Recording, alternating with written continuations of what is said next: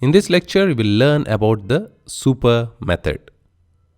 In the previous lecture, when you have created an instance of the child class, the JVM was using the default constructor that the compiler puts into the child as well as the parent.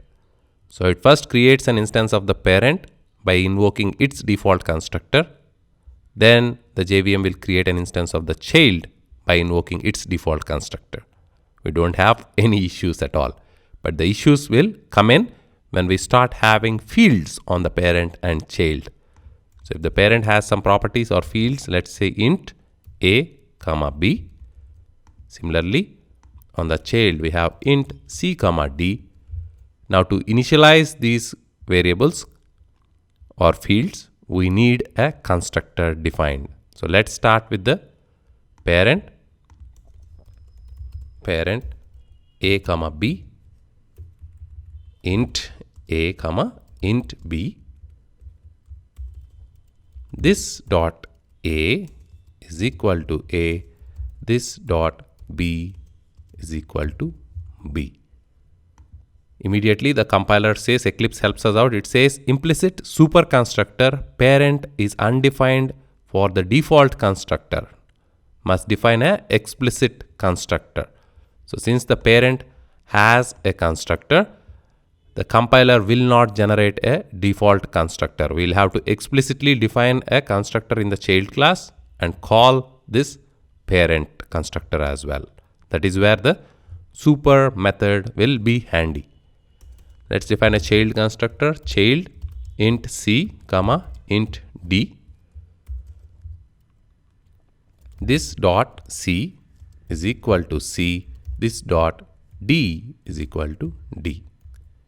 We still have errors, we'll get to that. But if you go to the test class, we have one error where it says the constructor child is undefined, because the moment we define an explicit constructor like this, the compiler will not create or inject the default constructor.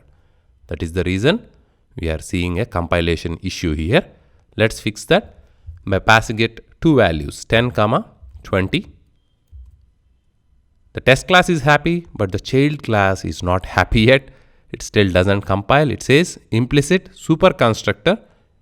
So the implicit constructor, the default constructor on parent is not defined. So we have to invoke this constructor. We do that using super, and we need to pass it two variables. So a comma b. Let's define those two here, int a comma int b. So we are going to pass a total of 4 parameters to the constructor from the test,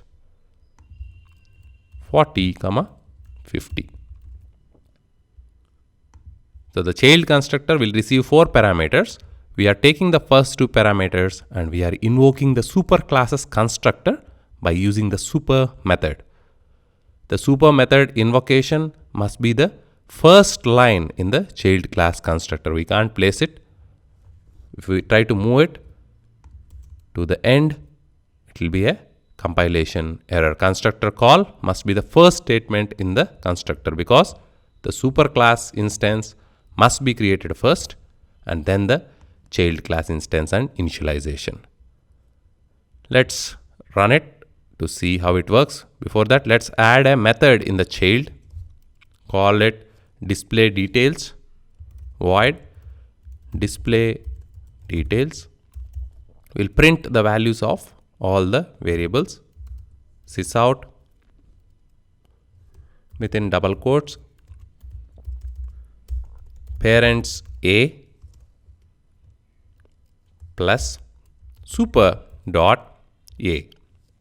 So we can use the super keyword to also access the members of the parent class, system or variables of the parent class. Out dot println double quotes parents b space super dot b.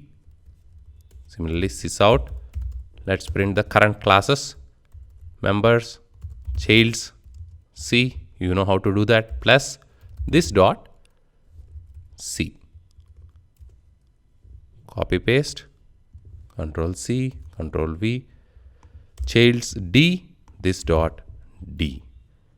Invoke this method inside.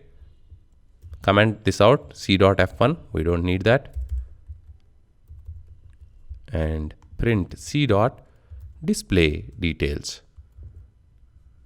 Hit the play button and it prints 40 as parents A, 50 as parents B.